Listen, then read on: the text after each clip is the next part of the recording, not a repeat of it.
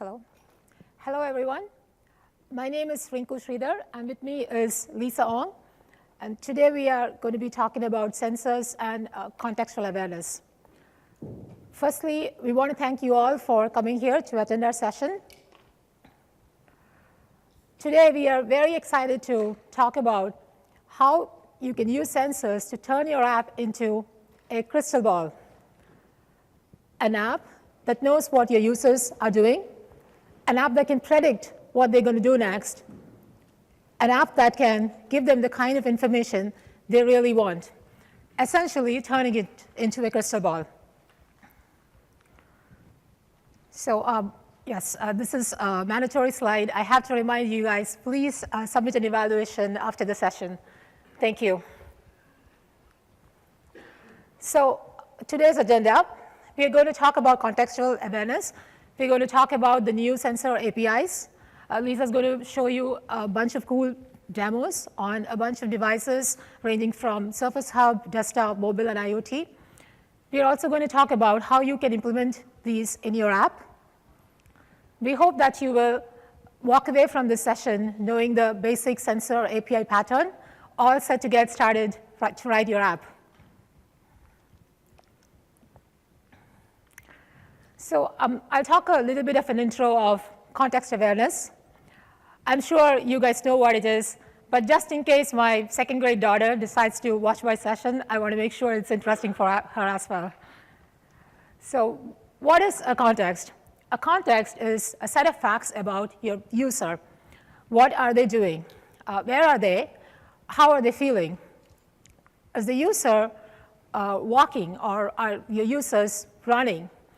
Are the users running because they're working out on top of a mountain? Or are they running because they are late for a meeting? So are they excited?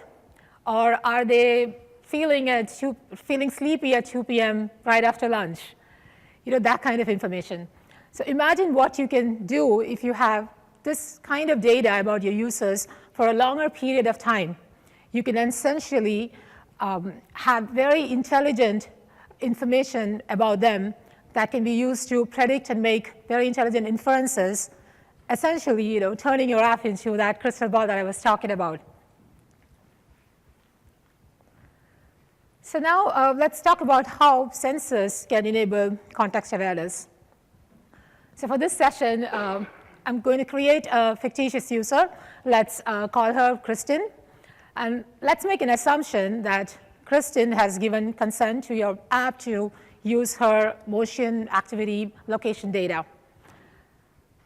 Okay, so let's pretend today is Sunday and Kristen woke up at 9 a.m. in the morning, and your app knew about it. How? Using proximity sensors that detected her presence. So later on, Kristen decided to go to a shopping mall, and your app again knew about it using activity detection sensors. So while she was in the shopping mall, she took 2,000 steps.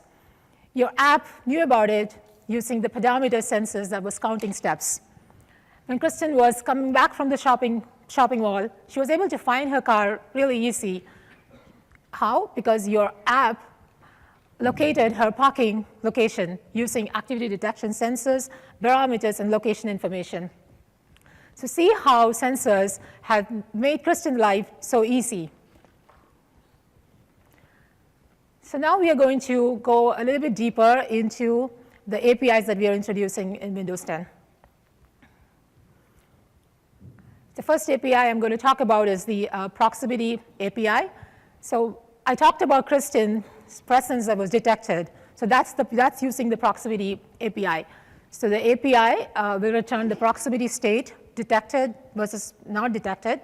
It also returns the distance and range. So distance is the distance from the sensor to the object, and the range is how far the sensor can detect the object. So in Windows 10, we support both short range and long range sensors. So short range, you guys know about this. You have seen the phone when you are in a phone call, and when you put your phone near your ears, you have seen the display turning off. So that's using the short range sensors. And the long-range sensors can detect up to a much longer range, like the ones that you have on this Surface Hub, which detects up to 7 meters. a few applications. So one of the applications, like I mentioned before, is to control your display using proximity. Another application would be, so Surface Hub is implemented using proximity. You walk up to a Surface Hub, and the device will wake up. Similarly, you walk away from the Surface Hub, the device would shut down. So that's another really cool application. Another, you can also use proximity to detect if your device is in your pocket, so you can manage any accidental clicks. Like camera button gets accidentally clicked, but you don't want an action to take place if it's in the pocket. Another applications would be using cool gestures, and your app can react to it. Like a person can, your user can wave in front of the proximity sensors, and your app can provide something meaningful information to the user based on that gesture. Now I'm going to invite Lisa to do a demo on Surface Hub using proximity. Okay, let me see. Can everybody hear me? Good? At the end? At the back? Okay. So does anyone not know what this is by now? Okay. So this is the Surface Hub. It has proximity sensors right about here and over here. Right now, the sensors are actually covered up with tape. I don't think you guys can see, but you'll see when I peel the tape off. So to demonstrate these sensors, what we're going to do is we're going to launch an app that simulates cold weather. So this is a snow falling app. It basically generates snowflakes. It's a really pretty app to stare at for maybe 10 minutes, and then you get tired of it. So what's supposed to happen is when I wave my hands in front, I'm supposed to be able to play with the snowflakes, just like I went outside and I'm playing with it. But nothing's happening, right? You just see it coming down. So now when I tear off the very cool cover from tape, look how the snowflakes actually react to me. I don't know if you guys can actually see, so let me do another super hand wavy motion here. Okay, got it? All right, so what's happening is these proximity sensors over here, they have about a 7 foot range. 7 meters. 7 meter range, sorry. And then it's basically detecting me as I'm within this. It probably can detect the first guy on the first row as well. Yeah, try. Try waving. All right, so here's the very quick demo to keep you guys awake. So let me launch to an, I don't want you to stare at this for the rest of the hour, so you can stare at a nicer looking thing like maps. So here's the Surface Hub demo. 4. Switch to 4, 5. 5, yep. Okay. So now in case anyone was sleeping, now that we know that everyone's up. So now after the cool demo, we're going to show you how you can use proximity in an app. Actually, it's the slide. Sorry. The slide. Yeah.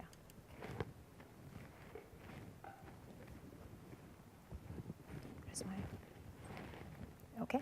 So before we do that, we also want to give you an intro of the sensor APIs. So when we talk about each APIs, we will talk about the basic sensor API pattern. So as you may already know, the namespace to use is windows.device.sensors. So I'm going to talk about 3 major API patterns using proximity. So one is how do you discover a sensor? 2, how can you get the current reading of a sensor? And 3 is how can you get the reading changes? So for discovering a sensor, there are 2 ways. So one, there are devices which may not have multiple sensors. Like barometer, you will only find one barometer on a particular device. For that, what you would do is you would use the get default API, so you can see the API pattern over there. So use the get default function, and you can see the barometer being returned. So that's generally how you would, one way of discovering a sensor. So another way of discovering the sensor is, I'll switch to Visual Studio. For proximity, as you can see on the Surface Hub, there are 2 proximity sensors. So when you have multiple proximity sensors, you would use a device watcher.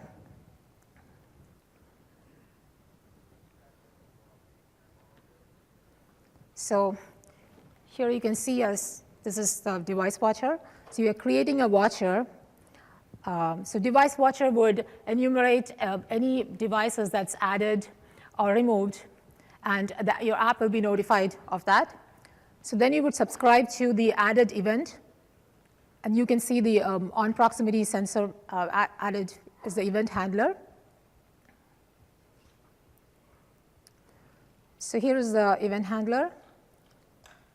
So event handler takes in two parameters, the device watcher and the device information. Device information represents a device, and it returns a device ID. You can use from ID and find the sensor. So that's how you would discover a proximity sensor. So now I also talked about another API pattern, which is how can you get the current reading of a sensor. So I'll go into that. So this is the get current reading function. As you can see, for proximity, the current reading would be detected or non-detected, which is the proximity state. And you also get the timestamp along with it. So some sensors will have the detection distance. Like short-range sensors, you typically don't see it returning the detection distance. But for long-range sensors, you will have detection distance. If anybody saw the Surface Hub session, you notice they talked about two zones, zone 1 and zone 2. So depending on how close you are, you may want to provide different user experience. So that the detection distance will also be returned. So the next one I'm going to show you is the reading changed. So yes, this is the reading. So you can subscribe to the reading changed. So you'll be notified of any proximity state changes. So the event handler is very similar to the previous one, the get current, and it will return the detected or non-detected and the distance if it's available. So these are the three basic sensor patterns. This is how you would use any of the sensor if you want to get the current reading from a barometer or from activity detection sensor. You would pretty much use the same API pattern. If you're familiar with using accelerometer or gyroscope, you probably already know this.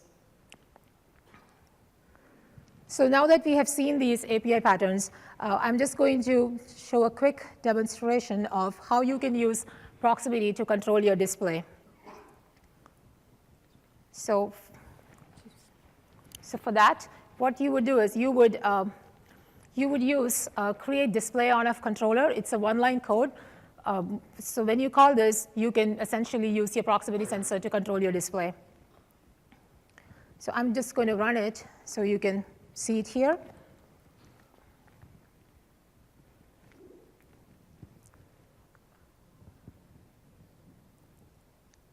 Okay, so once you enable, and if I put my hand over here, you can see that the display is turning off. So it's very simple to use. And disabling it now and switching back to Visual Studio. So if you want to close the controller, you have to just call the dispose. And as best practice, you can always set the display controller to null as well. Yep, I think that's it with the proximity. Now I'm going to, so these slides, you have one slide. This is essentially what we showed you. It's for reference on how to use the get current reading and the reading and subscribing to the reading changed. So the next API that we are very excited to talk about is the activity detection API. So using activity detection, if you remember, again, going back to Kristen, we were able to detect that she was going to a shopping mall. So that is essentially using the activity detection API. So we support different activity states, like running, walking, in a bicycle, in a vehicle, fidgeting, which is stationary with slight movements, stationary and idle. What is the difference between idle and stationary state is, if the state is idle, then it means that the device is not with the user, but the device is left on a table. So that's the difference between this. And unknown is, if you don't know the activity, then unknown would be returned. So API also returns the most likely activity. API returns the most likely activity with the confidence of high or low. So you can also get 30-day history. So essentially, if you want to predict what the users are going to do next, you will have that exact history of what Kristen's doing. For example, if you know that Kristen is always driving, let's say from at 9 a.m. on a weekday, then you know that she's going to work at that particular time. So typical applications for activity detection is health and fitness tracking. Of course, knowing what the user is doing, they're biking, there is a lot of application in health and fitness. Another one is navigation, map, safe driving. So when you're in a car, you can tailor the user experience by making it, routing your text calls, not routing your text calls to the phone, things like that. You can essentially even build maps by seeing where the user is going, if they're taking any new routes and things like that. Then another obvious use would be power saving, because if you see that the user is idle or stationary, you don't need to fire GPS, or you can avoid any additional processing even the state is idle.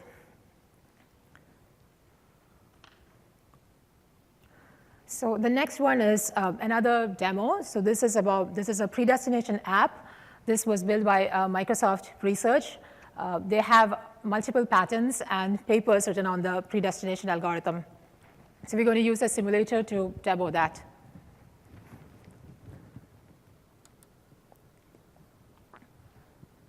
It's open. It's already open. Just was open. Okay. It was already.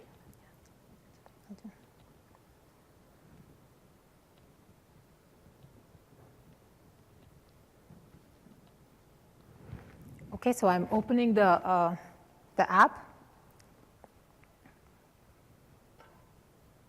So I'm just going to run it first.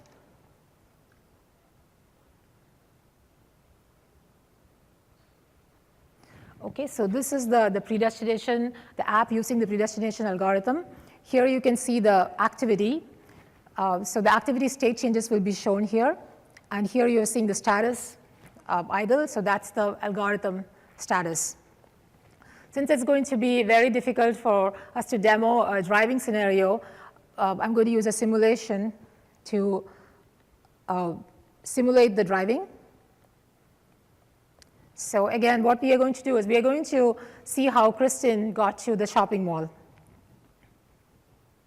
So here you can see Kristen is, earlier it was showing unknown, and Kristen is now driving in a vehicle.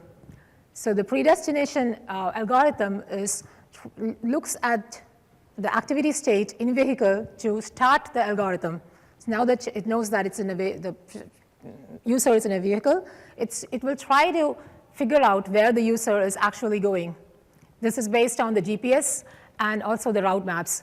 The algorithm also has information on the user's past travels and trips. So what if, for example, if let's say Kristen wants to search for gas, the algorithm is going to provide the gas stations in locations where Kristen will have to take very minimal diversions. So what you're seeing, these triangles that you're seeing, is the heat maps that the app is creating, trying to predict where Kristen might be going. Another thing to note is apparently, so research says that only 1% of the trips uses navigation system to predict to know the destinations. So now you can see the gas stations are showing up, and that would be the closest. So you can see again here, this is by predicting where Kristen is going.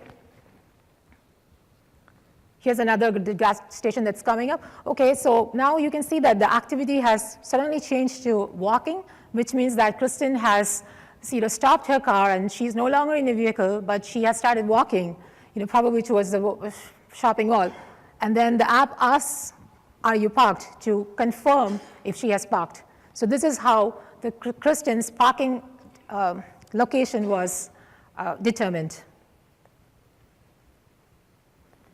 So yes, so that's the demo on the predestination algorithm. And now Lisa's going to show you how to write code using activity detection. Thank you. So let me get set up here, clicker. So the activity sensor APIs are brand new for Windows 10, and they basically have 4 patterns. The first 2 patterns are what we've covered earlier, which is getting the current reading, which is the current activity, walking or running or in vehicle. And the second pattern is to get the changes in activities. So if Kristen starts walking, the event handler is where you have code to save the parking location. The other two patterns that I want to go more in detail using Visual Studio shortly are getting the activity history. So basically, activity history is stored up to 30 days. It's stored in 1-minute intervals. So what you can do is you can basically reconstruct Kristen's day for the past 30 days if she had her tablet running. And this history is collected in the background, so it's not consuming a lot of battery. And the fourth pattern that I want to cover is actually using a background task to subscribe to activity changes. So even better option is you don't even have to force Kristen to run her app 24/7 in order to get changes in activity. You can just create a background task. So I'm going to come over here to go through Visual Studio.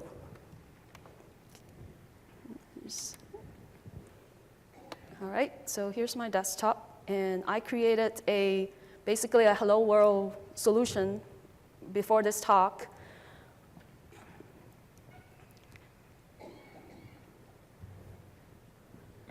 So this is a C# Universal Windows app that's created using the basic template. And all I added were two things. First thing is in the package manifest. Let me scroll down to where it is. We'll cover that later. I added a capability declaration for activity. So if your app needs to consume activity detection, it needs to declare this capability.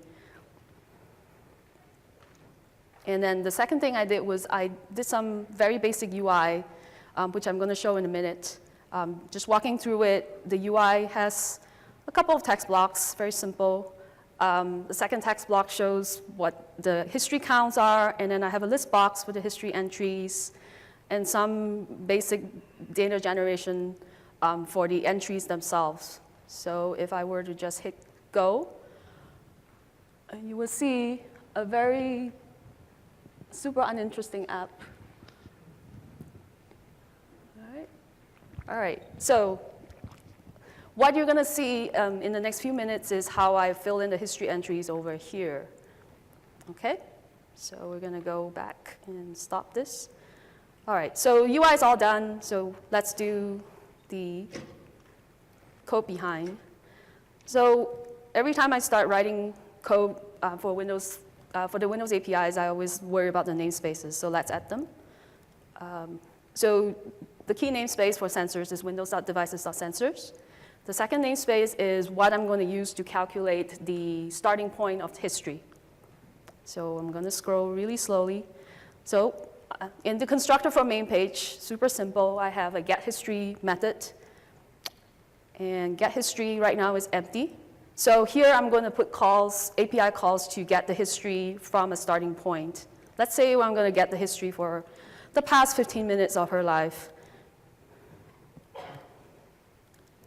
I'm cheating a little bit using snippets so I don't have to type. But I want to highlight this line right here. I hope everybody can see. I can zoom in, but I don't have a mouse.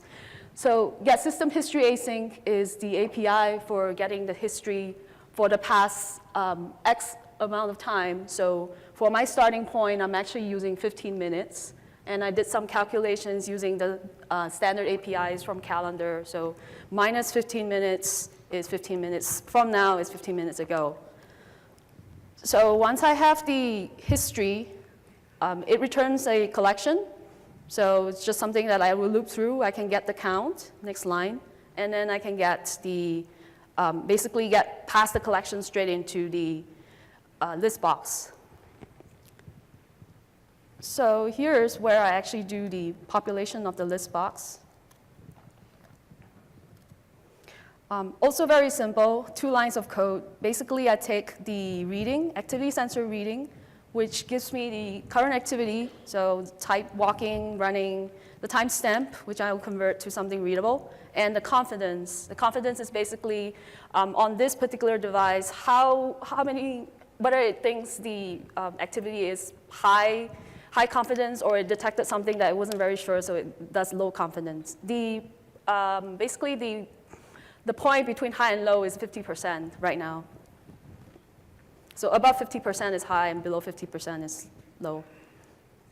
So I think that's all I need to run, to get history. I'm going to run, and we should see. I've been running the simulator on this machine, this laptop, so it has collected some history. We've been testing the app earlier on. So now you can see there are 15 history entries, 1 per minute. It started from more than 15 minutes ago, and then, or yeah, right, more than 15 minutes ago, and then it's every minute. So she was doing a whole bunch. She was a very busy lady. So this is how simple it is to get history. And let's now jump to background tasks. So show of hands, how many people have written background tasks? No? Oh, okay. Maybe I should skip this session. All right, can't get out of it. All right, so to write a background task for activity sensor, basically, let's go back to app manifest again. It's a place I really like to start from. And background tasks are basically declared as extensions. So I have this ready to go. Basically, you say, I want a Windows background task. Here's my entry point. This is usually the namespace, and this is usually the class name. For activity sensors, we just use the general background task. We don't have a special type. So just keep that in mind. This is also shown in the SDK sample, so you don't have to remember. So now that that's taken care of, let's go to register the background task. So before I do that, I will add my namespaces, as usual. So all background tasks use the same namespace, windows.applicationModel.background. Very intuitive, I think. OK. Sorry, I scrolled down too fast. So windows.applicationModel.background. And then I'm going to uncomment register background task, and I'm going to leave history in. And here is where I would register the background task. The code will look a little bit of a shock because it's quite a lot of code, but I'm going to walk through it. So, all right. So don't panic yet. So basically, to start using background tasks, you have to ask the system, can I even run a background task? Do I have enough memory? Do I need internet? Will I have internet when I run my background task? So this is the purpose of the first line, asking for permission from the background execution manager. And assuming the background execution manager, he says, yes, you have enough resources, we can create a background task process for you. You get one of these two allowed options, and there's a huge blob of explaining what this means, but just look for the word allowed. And then the next thing you do is you build your background task. So I say, oh, okay, I'm going to call this some very generic name, and I'm going to use, this is the same entry point that you use in package app manifest, so which is the namespace and the class. So this is still generic background task stuff, nothing specific to activity detection until this point. So here's where we create the activity sensor trigger, which is the new trigger introduced in Windows 10 for activity detection. So using this trigger, you can subscribe to specific activities that you are interested in, and the system will launch your background task when the user switches to those activities or switches out of those activities. So for example, in this case, I'm interested to know whenever Kristen starts walking, or when she starts going into a vehicle, or when she starts or stops moving. So I'm adding these to my list of subscribed activities. That's pretty much all you need to set up the activity sensor trigger. Once you've done that, the trigger's ready to go. You tell the builder, OK, here's the trigger, and you register your background task. So that's all you need to do to set up the background task. Now I'm going to set a breakpoint here, because we're going to step through it later. Now, we've only talked about registering the background task. We need to talk about actually implementing the background task. So I'm going to pin Solution Explorer and add a new project. So all background tasks are actually Windows runtime components. So they are split off. It's kind of like a separate exe or separate DLL, except you can write, you can basically write your background task code in there, and it's very portable. So I'm going to call it task, which automatically lets Visual Studio set the namespace to match this, so it's a convenience. All right, so I'm creating it, it's churning. Okay, so now I have this Windows Universal component in my solution, and it popped open the background task. So I'm going to do what should be, which one is it? Probably this one. Kind of commonplace by now, adding the namespaces, application model, devices, sensors. This is for popping a toast. So I plan to pop a toast to Kristen whenever I know she's changed activities. It gets a bit irritating after a while, but this is good for demos. So for class, I'm going to get rid of that and do my class. So all background tasks will implement iBackground task. And I just happen to call my activity background task to match the package manifest declaration and to match the registration in main page. And all of these background tasks will implement implement a run method that takes in a task instance. So this is still the same across all background tasks, regardless of whether you're doing one for activity sensor, for timer, for geofencing. And this is also the common pattern. You take the trigger details from the task instance. It's kind of like, oh, why did you launch me? And then you get the information through the trigger details. And we have a class called activity sensor trigger details, which lets you read reports. And the reports are basically activity changes that have accumulated before the background task was launched. So sometimes background tasks may delay, may take a while for them to pop up because it requires creating a new process. The system may wait for a little bit till there's enough memory. So there may be certain activities that are accumulated past a certain time, and this lets you pull all the activities that you've missed since the user changes them. So the last code snippet is actually popping the toast. So we have the read reports, which returns a list. We get the count. And here I'm just going to show the last, most recent event. So I'm going to go to the second count -1 index. And then everything else here is just UI stuff, showing the toes. One thing to note, the reading is the same type as getting history, is the same type as getting current activity, is the same type as getting events. It's the same stuff. So you get the activity, you get the timestamp, you got the confidence. So I think I'm done with the code. Let's set a breakpoint here as well, so that when we run, we can see things happening.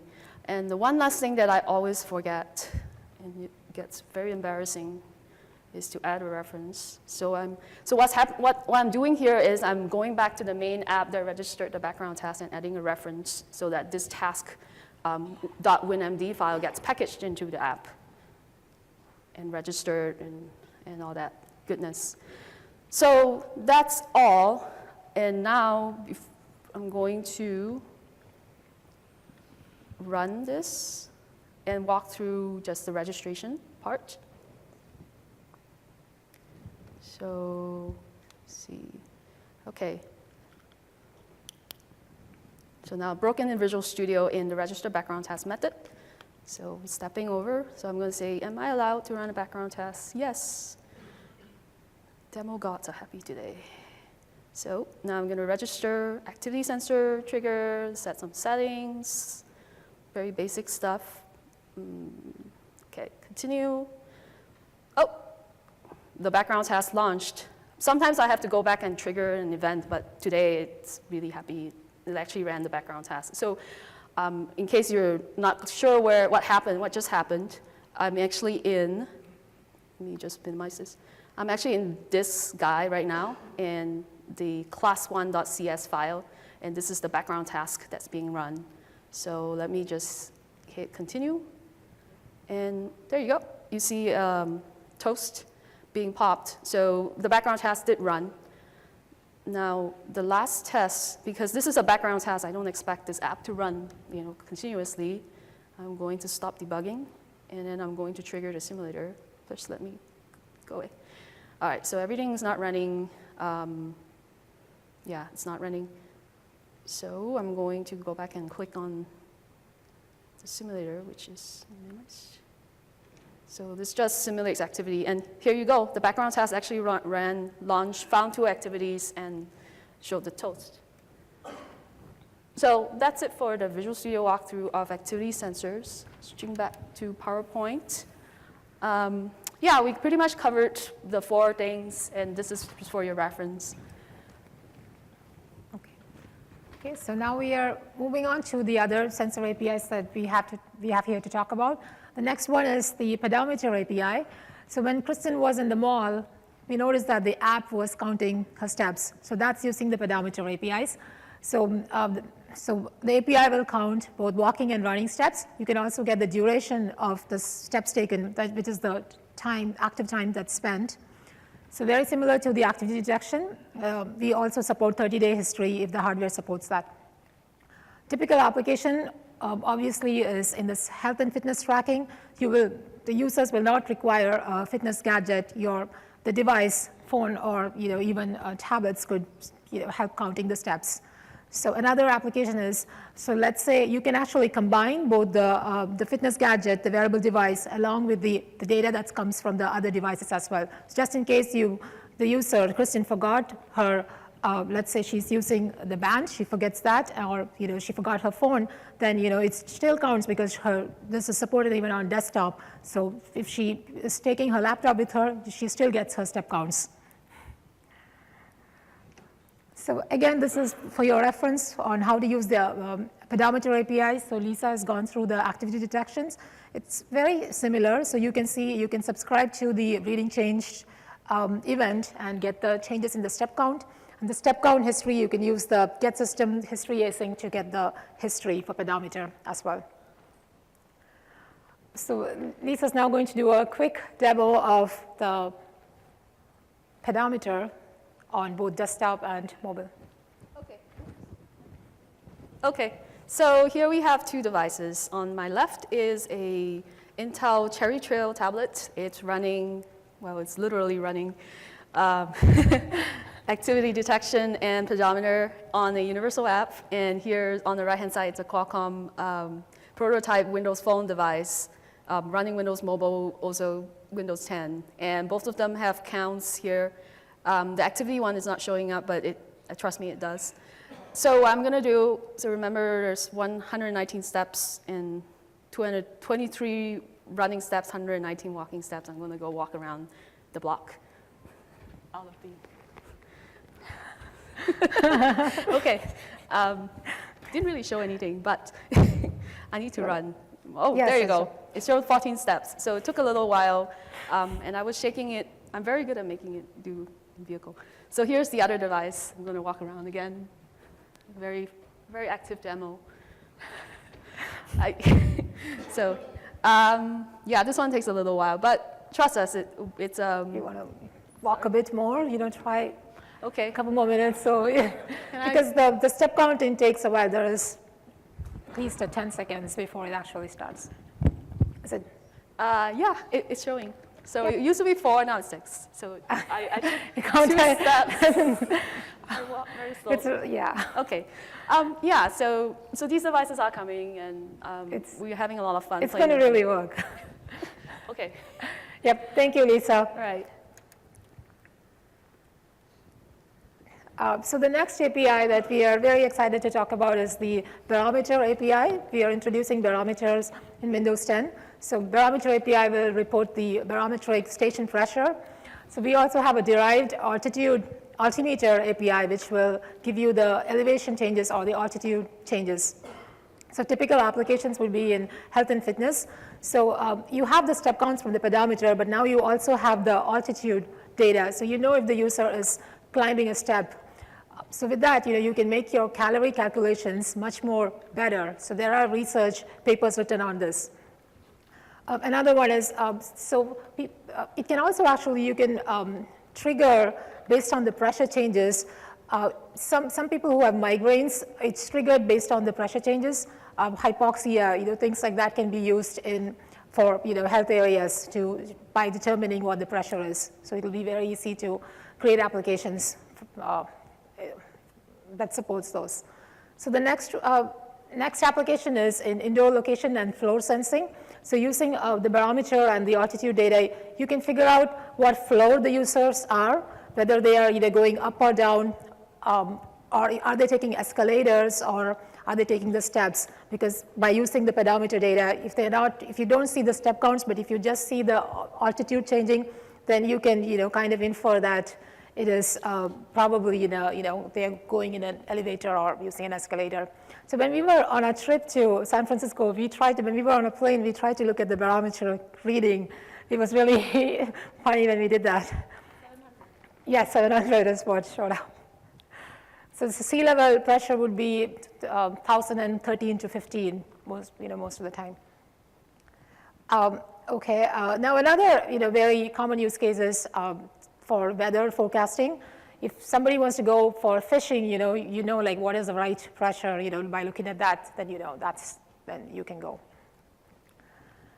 So again, we have it here for reference. Since you have seen all the API pattern, by now you can see, it's very similar. You can use the get current method to get the default sensor, using the get default method to use to find the barometer.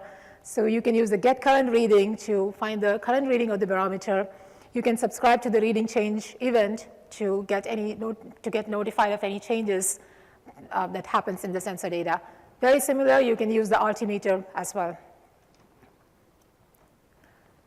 So the next API is the custom sensor API. So let's go back to Kristen again. So Kristen is taking a trip to Tokyo, and she has severe allergies.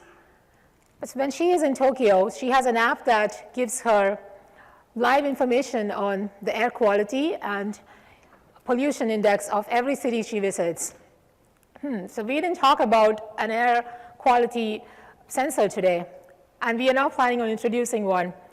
But what we are introducing is the ability to create universal Windows application for a completely new sensor. So it could be a UV sensor, it could be an air quality sensor, it could be a pollution sensor, carbon monoxide sensor, so any sensor out there. So hardware manufacturers can add a completely new sensor without depending on a Microsoft OS release. So you will use the application developers can use the exact same API pattern that you have seen here. You would use the same get current reading to get the current readings even on a custom sensor. You will subscribe to the reading changes to get the changes in the reading. So it's a very, very similar. So imagine what you can do in an industrial scenario over here, right? So the picture that you're seeing here is of a person using a device which has multiple custom sensor, and he's in a hot house. So here it requires very optimal temperature, humidity. It's a very controlled environment. So if he has an app that can track all of this and all its sensors on this device, it's really, really awesome for applications like that. So what Lisa's going to demo right now is using custom sensors on an IoT using Miniboard Max. Okay. So here we have a Miniboard Max device. It runs Windows 10 IoT edition. And we have over here a UV sensor. It's a custom sensor. We don't ship, like Rinku said, we do not have a Windows.devices.sensors.uv sensor.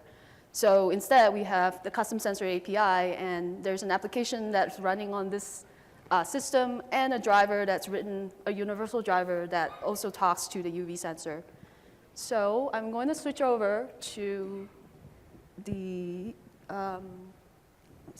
number 7.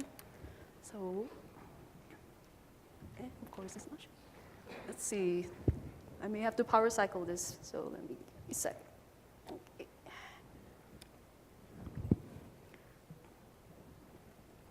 All right. So now you get to see the boot sequence of this device. It's really quick. This proves that it's running Windows. There you go. Okay.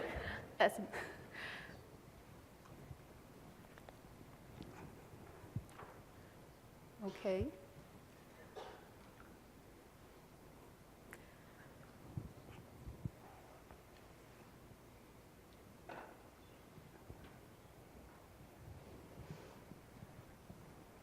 The anticipation.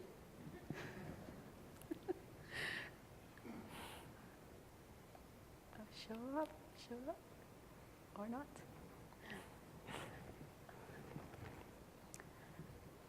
This is not the app, this is just a loading screen. Okay, so here we have a full screen desktop.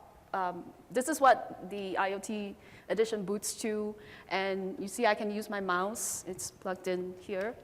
To be very careful. So I have a bunch of apps here, and the one that I need to select is all the way down to the bottom. So, yeah, and it rebooted. Oh no, it did not, okay. So this is the UV sensor app. It actually uses the custom sensor API. It sets the report interval, which is the interval, how frequent you want the events. At 1,000 means 1 second, so this is in milliseconds. And right now the UV levels are very low, and we're all not in danger of UV exposure. So let me find the flashlight, okay. So I have a flashlight here, and the sensor's right here. So if I don't want to switch over because I'm gonna have to. So if I shine a flashlight on this, it takes a couple of seconds. Yep, here you go. So as I shine even brighter, you see more higher. So this is basically a universal app also running on this device. We can run the same universal app on desktop, on phone, with the custom sensor API, and it would all just work. Okay, so switching back to PowerPoint. All right, next slide. All right, so Rinku already talked about all the patterns, and this is going to sound very familiar to you. So, you know, the key thing about custom sensors is actually finding the sensor, because you don't know what this is beforehand, and you don't know what properties and what readings it can give. So the way we defined it is you just use a GUID that the driver provides and publishes somewhere, or you talk to the driver developer. You get that GUID, and they use that to find the sensor. So in step 2, you see get device selector. It takes the GUID for the UV sensor. And then once you found the sensor using create watcher and so on, and you get the reading, you use a string key to identify the readings that you want to get from the sensor. In this case, this would be the UV level. It's a key that the driver implementer defined, and the app developer would just take that key and say, oh, okay, I know this is a float, so I can just convert it to a float. So there is some contract between the app and the device that you need to know of. That's by nature of being custom. But other than that, you know, everything else, the constructs are the same, the patterns are the same. So, and we do have SDK samples showing how this is done in greater detail for both drivers and for both apps.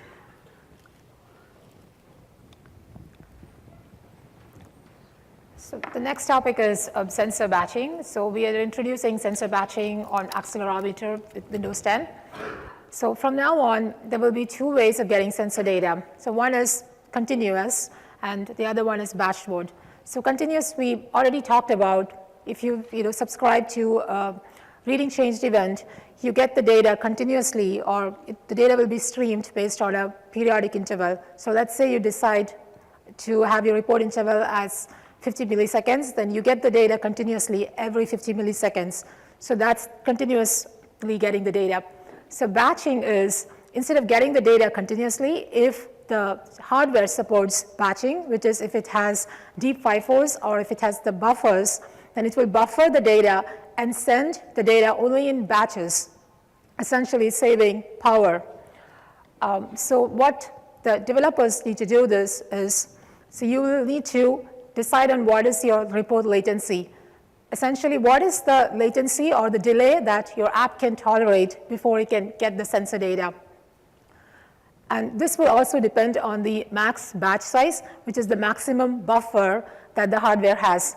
So can the hardware, let's say, buffer up to 200 events, or can it buffer up to 300 events? So depending on that, the batching, you will know like how much events can be batched.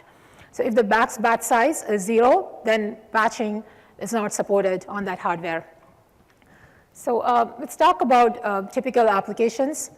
So obviously, it's a very power-saving feature because the application processor will not be running continuously, but only when those batches are sent. So if you have an app that, like a gaming scenario where there's a lot of foreground action, then batching is not recommended. It's not going to help you that much. However, if you have an app which has, like, let's say if you want to do sleep tracking or sleep monitoring or activity detection in the background when the display is turned off, then it can really significantly save you power. So now moving on to the next topic, which I'm sure you have seen in the keynotes. So starting Windows 10, we have this concept of Windows bridges. So you can start reusing your Android and iOS apps and bring them onto Windows. So there are two efforts. One is Project Astoria, which is about reusing your Android code. So for sensors, it's going to be really easy for you guys because most of the key sensors APIs are supported. Accelerometer, gyro, magnetometer, proximity, and the activity detection, which we just talked about, is also supported. So it will be very easy for you to reuse your existing Android apps. Similarly, the next, another effort is the Islandwood. So for that, we prioritize mainly gaming scenarios. So you'll be able to reuse your apps that uses accelerometer, gyro, and magnetometer. So please, for more information, please attend their sessions. I know the Astoria session is sometime today evening. I'm not exactly sure of the timing of the other one. So again, how many of you are already using the Sensor Core APIs in your apps? Okay, I see. 2, okay, great. So so Lumia Sensor Core APIs is something we released in last year to support the activity tracking features. So we are very excited to say that in Windows 10 now, so these features would be supported on all devices. You've seen in the keynotes. So these will be the universal Windows platform APIs. So it works on devices ranging from desktop, mobile, IoT, HoloLens, all of those. All future enhancements for the activity detection and pedometer features will be using the universal Windows platform APIs. So the guidelines to the developers is if you are building a new application, definitely start using your the universal Windows APIs. If you would like to target the legacy older Lumia phones, then you may want to consider using the Sensor Core APIs. So the universal Windows APIs are supported on devices starting the Windows 10 devices and future. So we are looking into supporting the older devices as well, but and we are working on a plan for that. So now I'm going to invite Ali here. He's going to talk a little bit about the MS Health app and the new REST APIs that his team is developing. Hello. I don't know if we have a lot of time, but I'm going to go very, very quickly. Those of you who don't know me, I'm Ali. I work for the Microsoft Band, Microsoft Health team. If you don't know about Microsoft Band, it's an awesome wearable, all-day wearable that collects a lot of data about you using sensors. And all of that data goes up to our Microsoft Health service. The Microsoft Health service does a lot of algorithms on the data that you get from the Microsoft Band, and it shows it up into the Microsoft Health apps, which run across all platforms, and they basically give you a graph and charts of your activity and give you a detailed view of your activities. So one of the things that we did was we made Microsoft Health, the service, in a way that it is more extensible. So we wanted to get data not just from Microsoft Band. We want to make it so that we can get data from a broad range of devices. That way we can get users who are already bound to other devices and other apps and services to also become members of the Microsoft Health ecosystem. So the things that we did was when we heard about the pedometer API that are available on Windows, and I'm not nearly as much fun to watch while I walk as Lisa is, so I already did a bunch of walking. So one of the things that we did was we said that if someone is not using a Microsoft Band, but they have some of these phones that are capable of providing motion APIs, can we do something to get data from those devices and provide value to those users? So I'm going to go in here and let's see. Can you see that? Switch to. Yeah, it's switched over. So This is a phone that I've been carrying around all day, and it's collecting. We wrote a background task to periodically collect data from the pedometer APIs, and it'll show us. So on my band, for example, right now I see about 2300. It's syncing right now. So this phone is not connected to any Microsoft band. It's basically just using the pedometer APIs. And as soon as it updates, you can see that it's showing 2100 steps that I took the whole day. So that's just the data that we got using the pedometer APIs. But just because we have this data now, you can see that we can actually provide more value to the user. So we can automatically collect based on that, the number of steps, the calorie information that was collected. If you go deep into this, you can see that now using the pedometer APIs and using the steps, the Microsoft Health service can now provide more value to the users. As soon as this chart comes up, you will see that we can tell you calories burned during the day. We can get you historical data about your calories. If you have some goals set with Microsoft Health, you can also get those goals. So just by using some APIs that were available on the phones, even if you don't have a Microsoft band, we can take that data, provide more value to the users. So the key takeaway is users really are getting and demanding more and more context about everything that they do. So we need to enrich our applications and our services to get data about sensors and other things that are providing information about the user and enrich the experience of our apps and services using that data and provide value to the users. So Windows sensor APIs are a great way to start.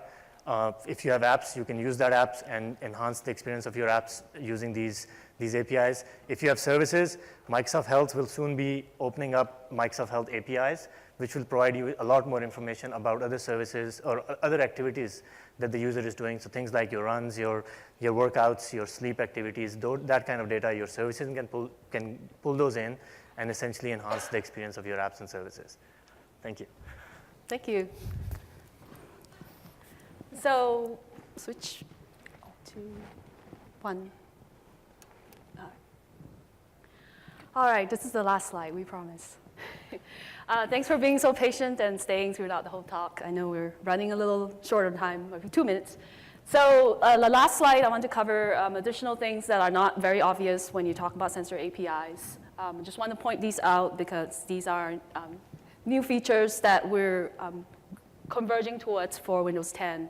So the first thing is the reading transform property. And the reading transform property is something that's added to a bunch of sensors, such as accelerometer, gyrometer. So basically what it lets you do is you have sensor data that you want to align to a particular orientation. So if I have a device like this giant brick, imagine this is a very sleek looking phone. So if I'm writing a game for this kind of device and my axes are always aligned to this, when I want to transfer to a device that's like this, I don't really want to do a bunch of math. So I use reading transform to force the axes to be this way, and then the user will just naturally use the game this way. So that's reading transform.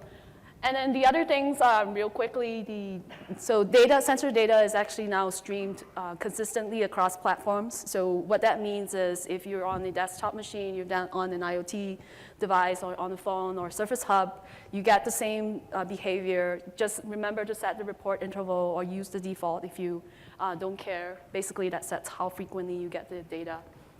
And the third thing is all these devices that we showed today, you don't have access to them. You don't have access to those devices that I was running around with. What do? Well, use simulators. So simulators are your friend. You can download the sample drivers for sensors from GitHub for the, I think they're called Universal Driver Samples repository. And you can build them using Visual Studio, using the Windows Driver Kit, and install them on your system and test with it. And the last thing is users can actually go into privacy settings and turn off access to certain sensitive data for your app. And you can embed URLs into your app so that you can tell the users, click here to go turn on location or turn on motion in the future. So just some quick things to kind of keep in mind so that the user doesn't get confused. Last slide, okay. Yeah, so some call to action. So we have a quick start challenge for pedometer. Basically, it walks you through how to create an app to count steps. It uses the pedometer sample driver that I talked about from the Windows Driver Kit. And we've got links to the universal driver samples, and we've got about 15 or 15 universal SDK samples for sensors. So we have a whole massive list of samples and API reference on MSDN. And related sessions, Project Astoria, which is running Android code on Windows devices, and iOS, which is called, yeah, I think that's happening right now. So thanks for attending our talk, and hope you watched their recording. So I think that's it. Yes, and we'll be available in the Insiders Lounge? Yes, in the Insiders Lounge back over there. We have if you have any 44 seconds. questions. Yep. All right, thank you guys. Yep. Thanks for being so patient. patient.